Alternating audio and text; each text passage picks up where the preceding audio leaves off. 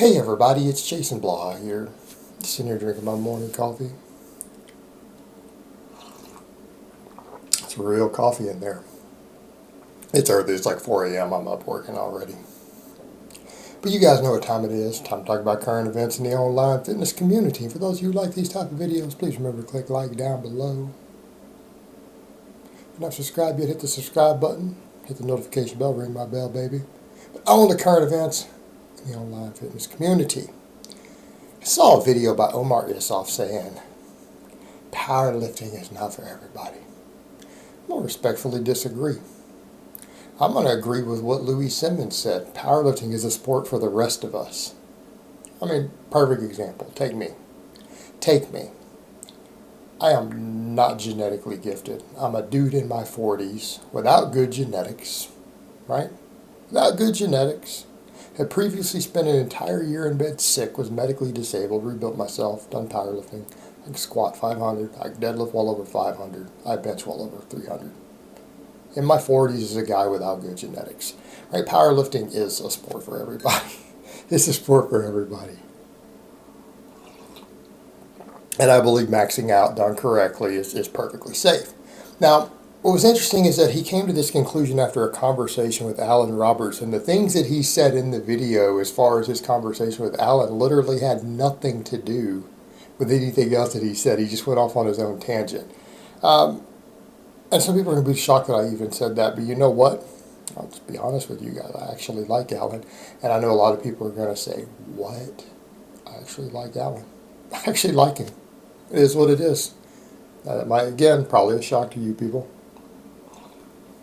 I think anyone would expect me to say that. You know why? Because he dude's actually a man. Everyone else, when they want to deal with me, they just want to duck me, or they like take little pop shots. They act like little girls. At least Alan came at me like a man. Right? Anybody else in this industry say that? Mm-mm. Mm-mm.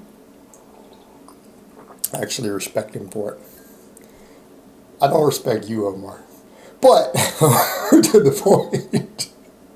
Over to the point. You know, Omar made this big deal about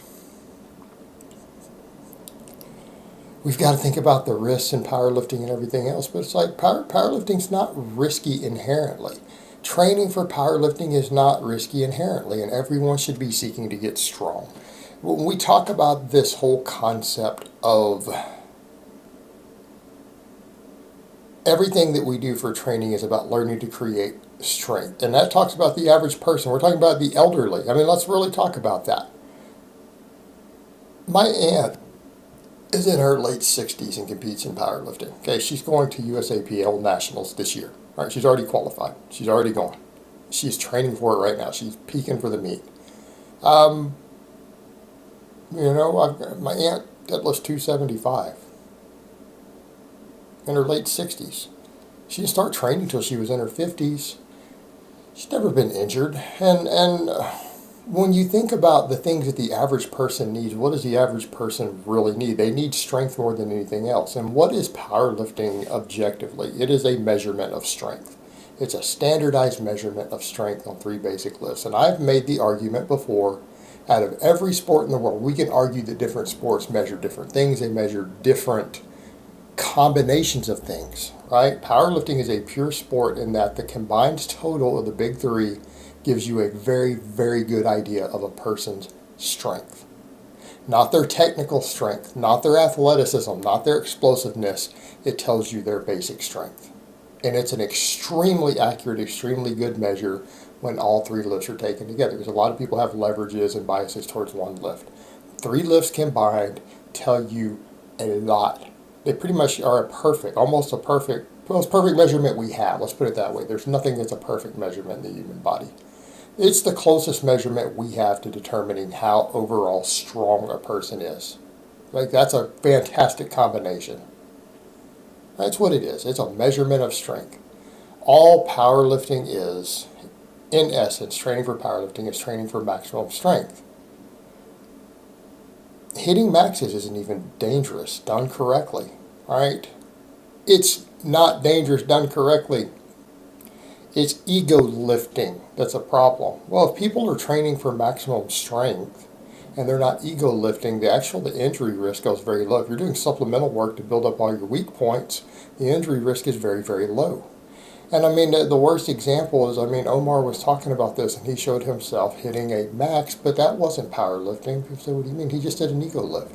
Like he potato pressed 375 up. I don't know what Omar benches. I don't know what his legit bench is, but if I were to watch that clip that he puts to 375, I would say Omar can't bench 375. He can't based upon that clip. That was not a bench press. That was a bounce and a grind. That's not a bench press. That's not powerlifting. Powerlifting is a measurement of your pause bench. And plenty of people can bounce 365, 375 who only bench 320, 325, 330, right? I don't know what Omar benches, but it's not 375 unless he got stronger since that clip. Well, you do a potato bench, bro. If you're going to potato bench, potato press and bounce stuff and then grind it, well, that's not really testing a training max. Not testing your powerlifting numbers.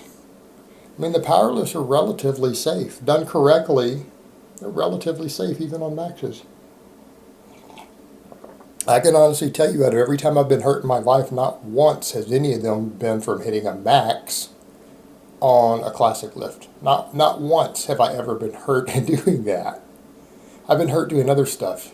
Pause work. And I don't mean pausing like on it from a dead stop. I mean, if you want to see where risks happen, bouncing your deadlifts off the floor, bouncing your bench press off your chest, pause deadlifts, pause squats. The only time I've ever had any injury from squatting was with a pause squat, doing pause work. All right. Doing pauses on exercises, on big lifts that do not involve you stopping against something external. Like a pause on the chest is fine on the bench. A pause on a box squat is fine. It's just people pausing in midair with different big lifts. I think that's riskier than hitting maxes. Right? In general, that's riskier than hitting maxes on big lifts. Most injuries occur from overuse injuries, accumulation of fatigue, overtraining, related stuff. All right, we know that. That's not my opinion. I mean, the Barbell Medicine did a whole discussion of that meta-analysis. The leading cause of weightlifting injuries is overuse injuries.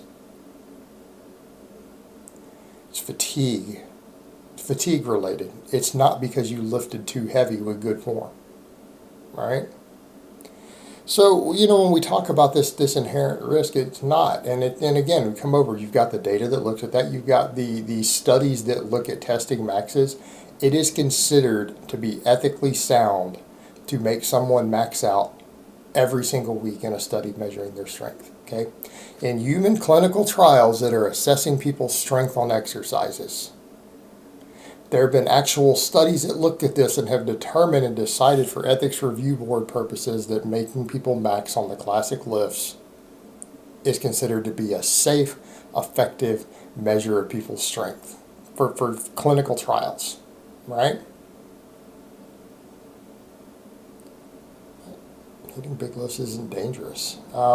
It's ego lifting. It's ego lifting that's dangerous. Potato pressing.